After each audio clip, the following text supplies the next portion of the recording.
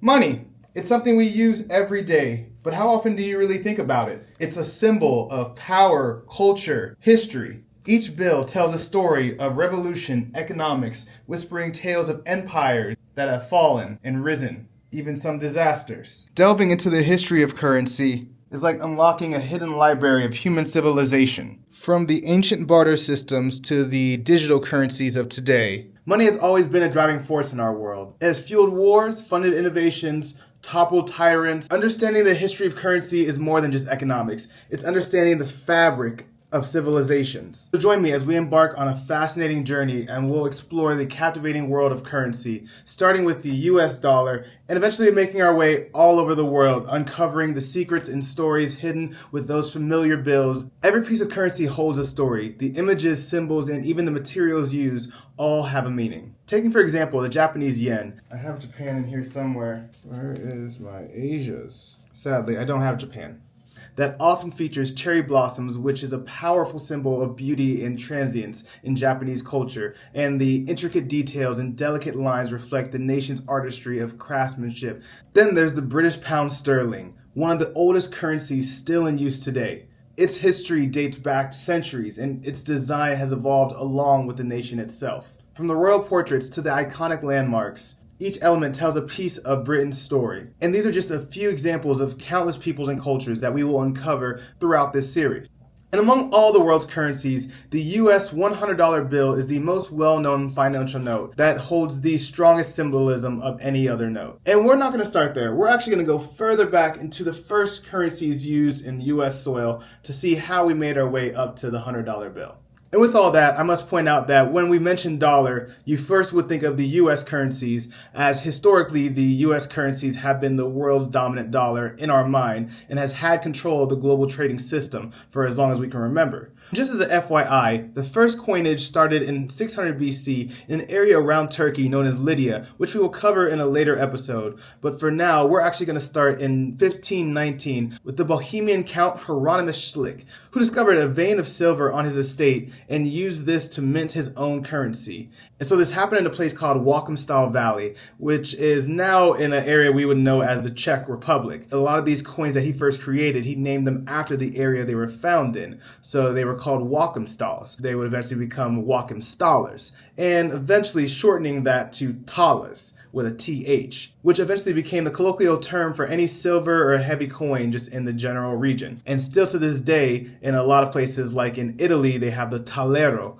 or Slovenia, they have the thaler. And even in the Dutch areas, like the Netherlands, you had the dalda, which eventually became the dollar in English. Now, the first dollars to actually become widely used in the United States, surprisingly, was the peso. And this happened, funnily enough, because the British outlawed the exporting of their coins to any of their colonies. As you know, they were a small island and their colonies stretched all around the world. And if they exported all of their coins, there would be no coins or any silver or any liquidity to be used within the actual British Isles. So it was out of law. They said we were not exporting any coins. And then with the way the trades worked as well, they are importing all the goods from these different places, whether it's chocolate, gold, anything like that. But then they're exporting finished goods. And for these finished goods, the colonies have to give them dollars. So then that ends up going back to Britain. And so that's where they wanted to keep all of the main wealth. Everything that was actually worth gold and silver was stuck in the British Isles. So then the colonists had to find other means of currency to find liquidity and to be able to exchange in the market. And luckily, the Spanish Empire had already been at its peak at this point in the 1500s. And in Mexico, they were already mining tons of silver out of there. And they began minting in the Casa de Moneda in Mexico, or direct translation would be the House of Money, which was established in 1535 as the Spanish Empire again was at its peak. And although the Spanish Empire fell in the 1800s, this bank still stands today as the oldest mint in the Americas. And so again, the colonists, pirates, anyone in the Americas had the Spanish coin, the peso, to use as their coinage. And something really interesting about it was that it was manufactured or minted in such a way that it could be broken up into 8 different pieces. and it would be worth its weight in silver. Each piece was also worth a Spanish real. Most coins did not have this back in those days, and even to this day here. And so this was very useful, as you could just literally just break pieces off. So it always held its value, and it was a great store of wealth, easily transferable to smaller pieces if you needed to break it down. Known as pieces of 8 to pirates. But to the colonists, they just called them dollars. But of course, there were other ways people could trade, whether they were bartering or they were using tobacco leaves or tobacco receipts as ways to trade and make money there. The only thing with those is a lot of those goods, like tobacco, would eventually go bad, so your money was losing its worth as you held it. There was also these things known as wampum that the Indians used, which were basically like braids that they would intricately weave and poke holes in to tell how much was used, how much it was worth, and things like that. Now, something I find really interesting about the old coinage of back in the day, and something that you may have overlooked from the coins that you hold today, is these ridges that you see all over them.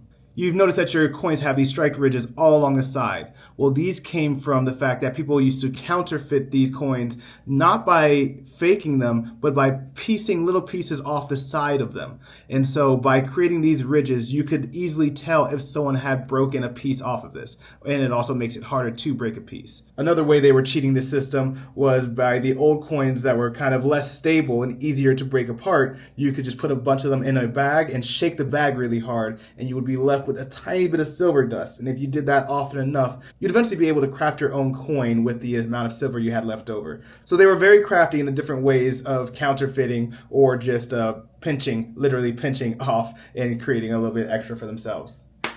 While I will cover the Spanish and the British currencies in their own video, one other thing I find really fascinating that we got from the Spanish peso is the oh so famous dollar sign. And so there are two different theories of how this came about. One thing, and if you look at Spanish coins, they will have two pillars on each side with a scroll kind of snaking down it. And if you were to push these two together, you would end up with something that looks almost like the dollar sign, with the scroll becoming like an S. Another thing is that the peso was signed as a PS. So it's possible that bookkeepers, as they were hurriedly just writing down notes, they would write down PS, PS, PS, inscribed on top of each other, and eventually they kind of smushed together and became what we now know as the dollar sign. The issue with these colonies in Britain is that even when they did make their own currency inside of the colonies, when they're going to purchase these finished goods from the British Empire, their currency is going that way and it's never coming back. So they were losing liquidity, and it put a real hamper on their economics in the areas. And there were some local printers who really noticed this. One, who's quite famous today, we may know as Benjamin Franklin. Knowing that the king would not take kindly to anybody who was going against what he had already decreed, he discreetly penned a paper called A Modest Inquiry into the Nature and Necessity of Paper Currencies, in which he just stated how it could be better off for everyone if they had their own currencies in the colonies, and so that their economics could help out possibly even the king's economics. But even more pointedly, once he was contracted out to actually begin creating currencies that could be used inside of the colonies, he made sure to add a slightly subtle message on the dollar bills stating, "Mind your business," just so in case the king didn't get the message, when he received more of his payment, he would. And it's very funny because later on in the same exact spot, which was in the same exact place that later would be inscribed, "In God We Trust," which was added in another really interesting time in American history. And so everyone knows that the first paper currency started with China, but also Sweden took it up a few years later in the 18th century. The first paper currencies that made their way to the US was in 1690 with the Massachusetts Bay Colony's paper money, also known as bills of credit, introduced by King William during his times when he needed more funds for his war. As it was easier to get these paper notes circulating rather than moving around this precious metal that was actually worth something, they began to print more and more paper. And this becomes the problem with fiat currencies, which fiat is a currency that is not backed by something or is not worth its face value. It's not worth what it's printed on, basically. Meaning like the item itself, the piece of paper or the coin itself, what it's worth regardless of any other context. If it was in a whole other country, in a whole other time period, would it have any worth? Paper currencies, if not tacked to something like gold, do not have any worth, and so they are often called fiat. In contrast to fiat currencies, you have commodity currencies, which which are more of things that have value in themselves, whether it's gold, silver. In ancient China, sometimes they used tools or certain metals that were made into structures that would actually be able to be used. In many places where you had workers working on a large plantation or such type of place, they would be paid in alcohol or food or these other things that could be used immediately. Or even way back in many places throughout history, things like shells were used as currencies, as you could not just create one of these and counterfeit it. And only so many could be found on the beach at a time without modern technology. So you didn't have to worry about inflation or anything like that. And so these were also just beautiful things that if you weren't near the coast, you may want one and were willing to trade. And this made those currencies safe and stable because regardless of what number was on it, you knew this could be used for something. Even if no one else wanted it, you could use it for something. And then again, we have paper fiat currency. But the issue with a lot of these commodity currencies is you can only carry so many shells, so much gold with you. But these paper dollars were easily transferable just in your pocket as you walked along. So they do find their use, especially when you're trying to fund an army or something way over there. Also, when this war starts, what if you don't have enough shells to spread around the entire country to make sure everyone can afford everything? Or what if someone finds a whole treasure trove of these shells and now you have 1,000,000 of them and then they're not worth as much? So there's always issues with any kind of currency you do choose. In times of war, the king and whoever else is in power often prints more and more currency. And as the amount of currency rises, it makes the worth of that one note worth less. Or what we call uncontrollable inflation. Remember that, it'll come back again and again. But aside from just inflation, the biggest issue at the time was that in the British financial system, the currency was donated in different notation, like the shilling, the farthing, the pence, and the pound, which you had 960 farthings to 1 pound, 1 pence to 4 farthings, 12 pence to a shilling, and 20 shillings per pound. And so you can see off bat that math is going to become confusing. On top of the fact that each colony did not agree on the different works between these different currencies, which made things even more confusing on top of inflation and other people printing and the constant exportation of all of the currency back to the crown. On top of the fact that the crown found that the United States and all their different colonies printing money was undermining their operations and the worth in their own currency, which led to them outlawing the printing of money in 1764, which finally caused the new US colonies to stand up and say enough is enough. But the problem with that is if you're going to revolt, you're going to need to pay men, you're going to need resources, you're going to need guns, you're going to need currency. So how are they going to figure this out? Well, on June 22nd, 1775, the Continental Congress passed and began issuing the paper continental currency, which became commonly known as the Continental, which were originally valued 1-to-1 to the Spanish peso. But as the war drudged on, the Continental began being printed over and over in order to buy more and more resources. And let's say it all together. Uncontrollable inflation, and eventually there will be a bust to follow this boom of cash in the economy. As the Continental became printed into oblivion, they printed more and more until they were no longer worth the paper they were printed on. Hyperinflation. Again. Nonetheless, the Americans were able to defeat the British in the first war that was funded by paper money. But still, this left a bad taste in the colonists' mouth as they understood how now, after this war was done, their bills were no longer worth anything. Similar to the Germans after World Wars I and II. And with this new nation formed, after the signing of the Constitution in 1787, the Coinage Act would soon follow in 1792, as the U.S. would officially name the dollar as its national currency. And the beauty in this was, unlike the confusing imperial system of the British pound and its unintuitive derivatives of the farthing, the shekel, and the pence, the US dollar would be divided in 100 pieces. Suggested by Thomas Jefferson using the Latin term cents, like centennial or per cent, which is per 100, the dollar would be made up of 100 pennies. And so this created the first currency system that was able to be divided by decimals, making things a lot cleaner and smoother when it came to quick math transactions. From there were no more federally regulated paper notes, but they still needed money in the cities and the different regions. They still needed some way of liquidity if they could not get coins. The first official U.S. coins that were minted came out of the Philadelphia U.S. Mint in 1792, making this the first U.S. federal building and the oldest U.S. federal building building, predating the Capitol building and the White House. So one of the most important things is that the first coins minted did not show the faces of politicians, statesmen, or any one person in general, because they had just gotten rid of the imperial system, the king, and they did not want any one person to think that they were like a god, that they were above anyone else, and did not want to incentivize anyone to believe that they could become the new king.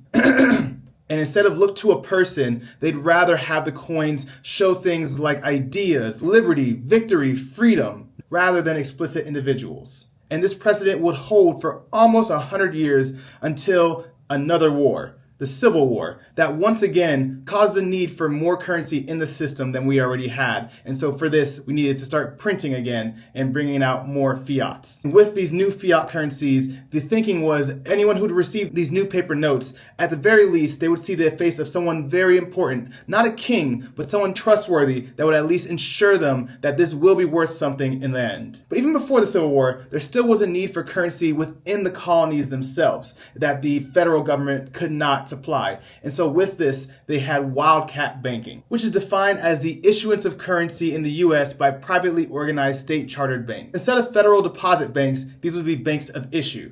And the difference here could be seen as these were tokens for the towns. These were only acceptable in the area. Let's say if you went to a Chuck E. Cheese or something, you can get these tokens so that you can use them to pay for different machines in that area. But they were only worth something and can only be turned in that specific area. So there would be wildcat banknotes that would only be used in Philadelphia and Philadelphia alone, and there were some in Boston that would be used in Boston alone, and this would not cause inflation to the federal currency whatsoever. And this was just needed for small towns that needed some way to barter and trade with each other. These were funded by assets that were inside that local bank, and again, it would only be worth anything in that area where that bank had its presence. And then banking itself is another interesting concept that started back in the days of the Crusades, as they were taking gold and stuff from one country to another, and then the Crusaders would hold all that gold in one area and allow people to trade back and forth knowing that the funds were in that area. But we'll cover that at another date. But inevitably, over time, these would be overprinted and there would be so many different banknotes from so many different areas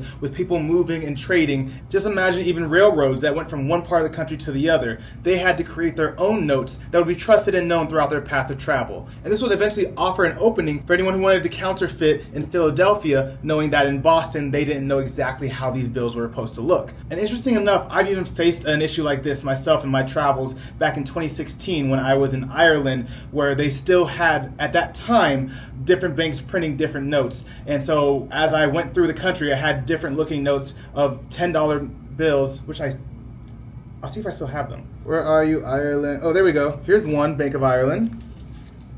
And so you see here, these are two different notes from two different banks in Ireland. They're both $10 bills, but they look different. So in Ireland, especially in certain areas, it's not a big problem. But when I got to England, they couldn't tell if I had counterfeited these or if these were real. But I believe nowadays Ireland has changed it so they either use the euro or they have just one specific note. But so this is a very interesting thing that you may run into.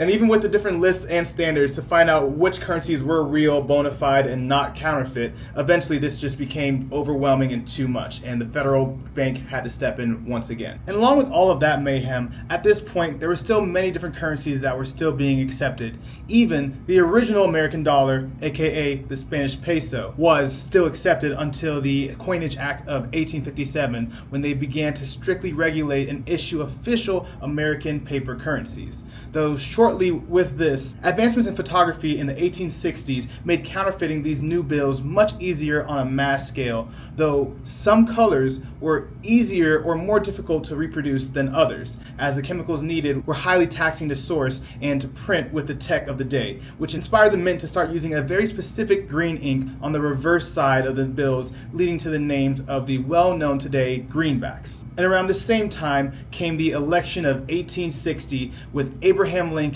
a moderate abolitionist who was versus a political abolitionist from Ohio named Salmon P. Chase, which you may know from the namesake of the bank, Chase Bank. Now, this guy was interesting in many different facets. Although he lost the election to Abraham Lincoln, with Lincoln trying to be a peacemaker and reach along the other side of the aisle to bring in the whole party, he allowed Salmon to be the head of his treasury, making him the treasury secretary and giving him responsibility for any financial decisions in the U.S. And also following this election was the beginning of the Civil War, as the South understood the economic distress they would face if Lincoln won, and they could no longer employ slaves, meaning they would have to do the work themselves or lose a whole lot of profit. But again, with another war, you need more resources, you need more men, you need more salaries, you need more currency. And so what began at the same time?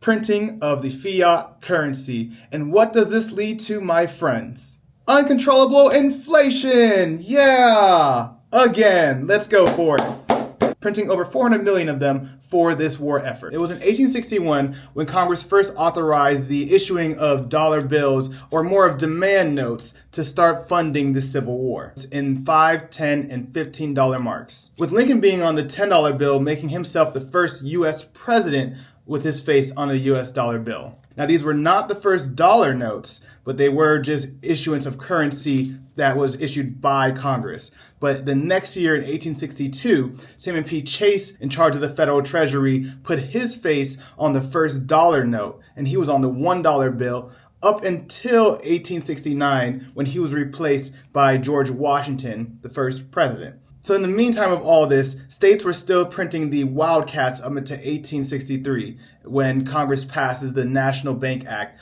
that taxed state-issued notes to the point that it was no longer profitable to even issue them, and they ended up pulling them all out of circulation, thus leaving the U.S. Congress's dollar as the official U.S. currency note. And again, for those who do not know, Salmon P. Chase is the namesake for Chase Bank. Although he wasn't in charge of the bank, it followed that they put his name on it. So while these bills were being issued in the 1860s, the dollars we know didn't really start until around 1929, but we're getting to that, which was around the time that we started getting things like some of the well-known symbols that we know on our dollar bills are the American eagle holding 13 arrows of war in its left talon, and then a peaceful olive branch in its right, as well as e pluribus unum, which means many together one. Because again, this was not a nation of just one type of person or one type of background. It was people from all over the world who became one together. Let's remember that. As well as a country made of many different states, not just one single state. And the 13 stars above the eagle stand for the 13 different states from the original colonies. Also symbolizing almost like a new constellation in the universe that would be there looking upon the world forever.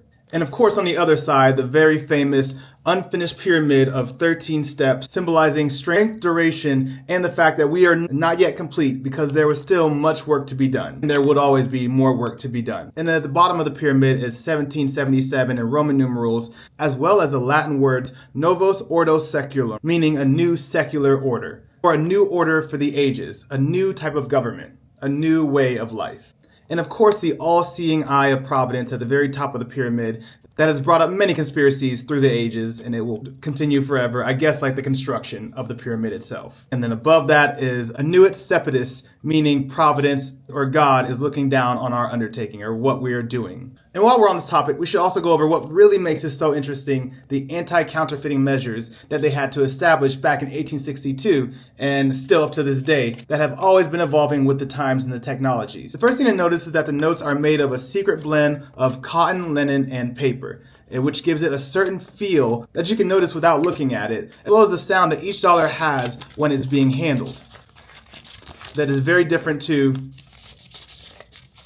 the Singapore dollar, which is a polymer, we're going to get to that, or just a regular piece of paper. Something you really got to focus on, but it's there. And if someone were to hand you a fake bill like this, you would instantly be able to recognize just from the feel and sound of it that this is not right. And this was one of the first anti-counterfeiting measures that were implemented in 1862. Also, when they print the notes, each note's ink feathers out or kind of slightly spills over in such a microscopic way, giving them almost like a microscopic fingerprint that if copied would give every bill the same fingerprint, which could be easily noticeable to those who are looking, which gives any counterfeiter almost a signature that authorities know to look for, and they can tell this one came from the same batch or for the same person who was copying this same dollar because of that fingerprint they each have. And this was something that was established in the later 1800s. Some other obvious traits that you see are the see-through windows that some bills may have, as well as the holograms and the color-changing ink. All of these together also make it even harder to reproduce, and a lot of these came up around the 90s.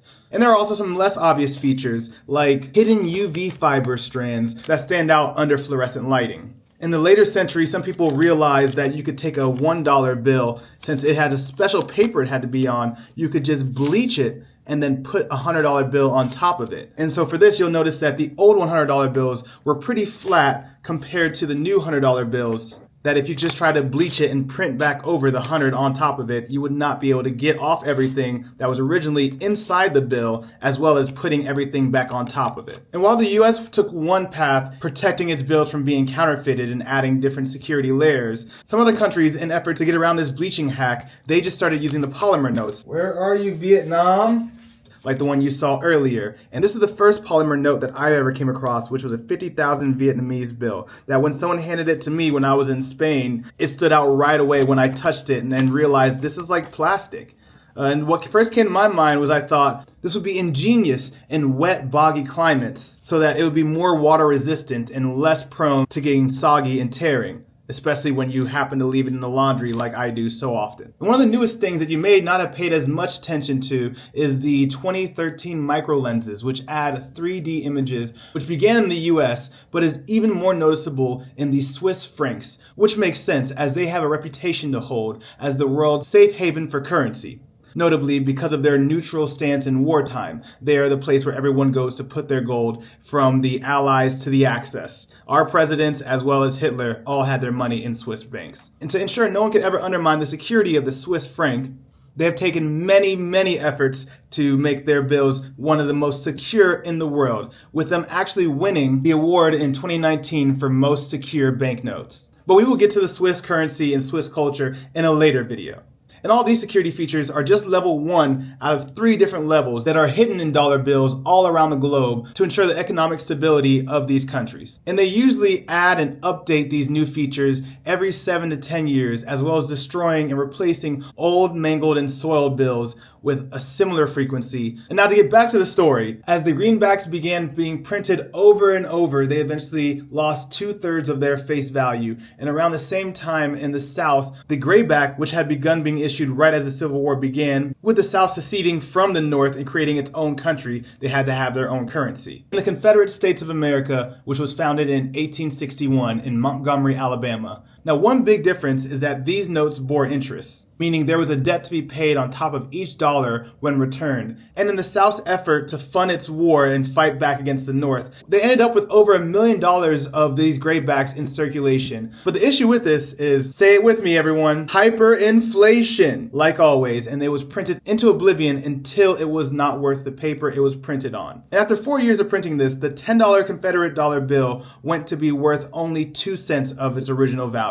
And then also during this time in Louisiana, which had its own banking regulatory body in the Citizens Bank of Louisiana, knowing that the Confederate grayback had been printed into oblivion, they still had at least these notes in this part of the country. And since Louisiana has a heavy French influence, these $10 bills were known as dix, D-I-X, which is French for 10. And so as these started getting passed around, a lot of people started calling them dix notes. And mixing with that southern twang of the South, a lot of people went from calling these dix notes, which is D-I-X, to Dixie notes. And so these bills were referred to as Dixies, which gave a new nickname to the South as Dixieland. And this term is also notable in the Dixie Chicks, which comes from the French term for calling a $10 bill a Dixie. And so going back to the greenbacks, neither the northern greenbacks nor the southern Confederate graybacks were backed by silver or gold. They were both fiats, but both held with the promise that the government would redeem these bills once their side won. Now here's a slight spoiler alert. The South ain't make it, But then, of course, on April 9th, 1865 is when Confederate General Robert E. Lee tendered his resignation and officially gave up, saying that the Confederates have lost and they will abolish the country of the Confederate States of America. And you go into some states like Texas, not really believing that for a good while, though some do say that the South may rise again. If that's happened already, we'll find out. And this left the grayback and the Dixie as worthless pieces of paper, not worth what they were printed on. Not even considering the inflation on the grayback itself. Hyperinflation! And so once the war was over, the greenbacks were officially backed by silver and gold. But then people were so used to them and trusted them that they didn't even try to redeem them. And then we just kept using this paper as our currency until Nixon removed it from the gold standard, which led to a whole skew of other things that are still happening to this day. And of course, in the year 1870, when now federal judge Salmon P. Chase now claimed that the federal government had no constitutional right to force citizens to use paper money, and that the Legal Tender Act of 1861 violated due process clause of the Fifth Amendment of the U.S. Constitution. The act that he wrote, he signed into law when he was the head of the Federal Treasury. Why all this, of course? 1 year before this, his face was removed from the $1 bill. And that's when we first saw our first president on the dollar bill, George Washington. Coincidence? But anyway, this was overturned in the Knox v. Lee ruling in 1871. But then 2 years later, in 1873, Salmon P. Chase unfortunately passed away, though still left another big mark on U.S. currency just a few years later in 1918, when his portrait was put on the face of the $10,000 bill, the largest U.S. dollar note that had ever been printed, and it was specifically just to be used between federal banks, so no one citizen ended up with any of these. But if you have happened to come across one of these, please just leave it in the comments or just send it straight to me for research purposes, of course, and I will add it to the video. So between the time of 1870 to World War II, the US dollar had a lot of different facelifts, or a lot of interesting people who happened to get their faces on and off of the dollar bills. Leaving aside the $1 and $2 note, which have always had the first and second presidents on them, after the whole Salmon P. Chase thing. With our first president, George Washington's face being on the $1 bill, and our second president's face, Thomas Jefferson, being on the $2 bill. Makes sense. The $5 bill had a few different changes over the year, starting with the portrait of a Native American chief from 1908 until 1929, and that was replaced by Abraham Lincoln. And then for a time we had the Civil War General Ulysses S. Grant's face on the $5 bill, which was then replaced by Abraham Lincoln, and then later on, we ended up getting Andrew Jackson on it, which is pretty interesting when you think about the fact that he led the Trail of Tears and he replaced the Indians from their land, and he also replaced them on the dollar bill. Kind of poetic and funny in that sad American history kind of way. And then we had Alexander Hamilton, whose face was actually originally on the $5 bill in the first series before 1870, and then it went back to Lincoln, then to Grant again, and then finally Abraham Lincoln for the last time, and he would stay on the $5 bill. And then there was also the Indian head gold piece, which was a $5 coin. And then Alexander Hamilton's face got put onto the $10 bill, becoming currently the only person who's not a U.S. president who is on a dollar bill. So there was a push in 2016 by the Obama administration to replace Andrew Jackson's face with Harriet Tubman. And that was supposed to be going into effect in 2020 until the Trump administration put a nice little pause on that until possibly 2029. If we're lucky, it still may be possible that within the next 4 years, Trump's administration may just allow Harriet Tubman's face to replace Andrew Jackson's face with Harriet Tubman.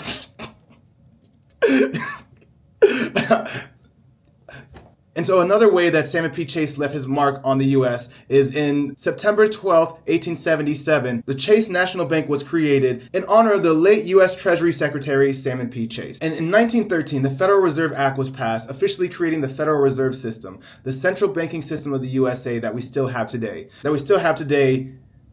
Pending. But this video may need some updates in a year or so. And this also kicked off the printing of two distinct types of notes, United States notes versus Federal Reserve notes, with the key difference being the United States notes were backed by actual assets like gold or silver, which did not require borrowing or interest. You can think of these as bills of credit, and you could actually literally go to the bank and exchange these for gold or silver. Federal Reserve notes, on the other hand, which is this one marked with the green that everyone has in their pocket today, these are fiat currency, meaning they are not backed by anything. they are not backed by any physical commodity. They are literally not worth the paper they are printed on nor the ink used to print them. Their only worth is your trust in the US system, which has had a long standing of being trustworthy. But the trust is ironclad, held together by the unshakable stability of our US government, which definitely known for long-term planning, economic prudence, and absolutely no reckless spending, senseless use of bullying tactics with tariffs. Because the unwavering global faith in U.S. leadership, even to this day in 2025, which we all know would never falter. And so the Federal Reserve notes are totally solid, nothing to worry about. They're backed by the full faith and credit of the United States. You know, as long as we don't, say, alienate our biggest trading partners, fire entire departments overnight with no plans or no understanding of what a trade deficit is, as long as we don't ignore international law, international norms, gut the administrative state, or bulldoze checks and balances as if they were just speed bumps to just run over. Yeah, no, we should be totally fine. Nothing to worry about. So for over 100 years, that belief has mostly held. The U.S. has positioned itself as a country that keeps its promises, honors its debts, and avoids the kinds of chaos you might find in countries where a single person dictator can flip the economy on its head with a whim.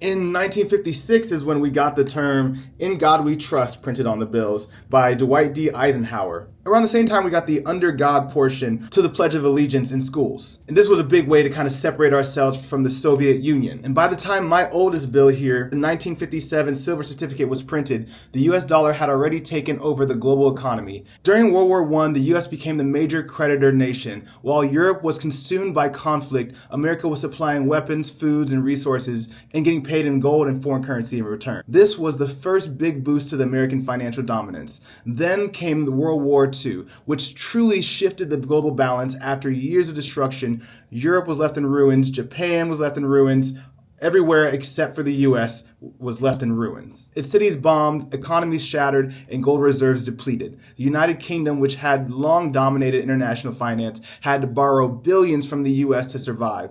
The US dollar, now backed by a massive stockpile of gold and an economy untouched by war, became the only stable global currency. And during the wartime, the British, the German, everybody had to print more and more money to pay for their war efforts. And this led to hyperinflation. And so in 1944, the Bretton Woods Agreement was signed near the end of World War II. Global leaders met in Bretton Woods, New Hampshire, to reshape the post-war global economy. The goal was to prevent another global depression like the one that had followed World War I. This became the Bretton Woods Agreement. Under this system, all major currencies were pegged to the US dollar, and the US dollar was pegged to gold at $35 an ounce. Nations would hold US dollars in their reserves instead of gold because those dollars could theoretically be redeemed for gold at any time. And just like that, the US dollar became the world's reserve currency, and it was the anchor of international trade, investment, and economic confidence. But here's when things took a turn. In the late 1960s and early 70s, with the cost of the Vietnam War, rising inflation, countries like France demanding their gold back because for us to pay for the war in Vietnam, what did we have to do? Hyperinflation. Print more and more money. And so now that our dollar was not compatible to being one-to-one to gold, we could either stick to the Bretton Woods Agreement, keep the dollar pegged to gold at $35 an ounce, and allow foreign countries to continue redeeming dollars for gold, and then just accept that the US would run out of gold at some point and the dollar would collapse in value, which would mean the end of US dominance in the global economy. Or, hear us out, we could just end the convertibility of dollars to gold, let the dollar become a fiat currency backed by only confidence, and keep control over global dominance. And then, once it was no longer backed by gold, we can just create more money out of nowhere. Who's going to stop us? And so Nixon didn't want to kill the Bretton Woods Agreement, but by 1971, he had no good options. The US had printed more dollars than it had gold, and countries like France were lining up to cash out. Now that the dollar was no longer pegged to gold, it meant that money was no longer constrained by physical reserves, which gave the US the ability to create credit out of thin air, fund wars, stimulus packages, bailouts, corporate growth. and expand the financial sector into what we now call financialization. The gold standard would have put a cap on the money supply, speculation, and the size and leverage of financial institutions, basically handicapping what we now know as a stock market that would not have been possible if we were still stuck 1-to-1 to gold. One of the downsides of this, we would not have any billionaires because assets like stocks, real estate, and companies just inflating their value would not have been possible. Debt would not have been so cheap. Growth would be slower. Inequality would likely be lower. Who wants that? And innovation, access to credit, and explosive wealth creation just would not be possible if we were still pegged to gold. As the gold standard was kind of like a leash, it kept governments and banks restrained. Nixon cut that leash, and the world sprinted into an era of explosive growth, wild speculation, and insane inequality. Rich got richer, poor got debt, the stock market became the new gold rush, and now money itself was just backed by momentum and vibes. And then when Nixon did cut this leash, France had to send over warships in order to get their gold back. Then enters the 100, the Benjamin, the Franklin, the Blue Note, or just the C note, meaning centum or 100 in Latin. The highest denomination of US currency in circulation today is globally recognized as a symbol of American power and influence. But it wasn't always this way. The first $100 bill featuring Benjamin Franklin was issued in 1861, part of the same series that included Lincoln and Chase. For decades, the design barely changed until 1990, when counterfeiting exploded thanks to computers. Suddenly, people could make super notes at home, and this goes back to some of the counterfeiting measures we talked about earlier. The $100 bill is more than just money. It's a status symbol, as a briefcase of $100 bills screams success. You can compare that to a briefcase of Zimbabwean dollars or Venezuelan dollars, which more screams, "Can I have a piece of bread?" But interesting enough, Venezuela is one of the richest countries when it comes to the amount of oil they have. So the oil dollar is something we may need to get into. That's going to be controversial and interesting. And so the oil dollar, whether it's Venezuela, Saudi Arabia, or all the other dollars that have an influence on oil, may be something really interesting to look into as far as US and global history goes. Some other notable facts from the post-World War II time period is the petrodollar. After leaving the Bretton Woods in 1970s, the US needed a new way to keep demand high for dollars. Cue the petrodollar agreement, when the US struck a deal with Saudi Arabia to sell oil only in dollars in exchange for military protection. Boom. Now every country needed dollars to buy oil, creating global demand and allowing the US to print and spend like crazy without crashing its currency. This gave the US unmatched economic leverage and made it almost impossible for another currency to dethrone the dollar. And in the same time period, Venezuela had the largest proven oil reserves in the world, but it's not a petrodollar buddy like Saudi Arabia. It tried to resist US influence, nationalized its oil, and made deals with China, Russia, and Iran. It also diversified away from the dollar, trying to sell oil in other currencies.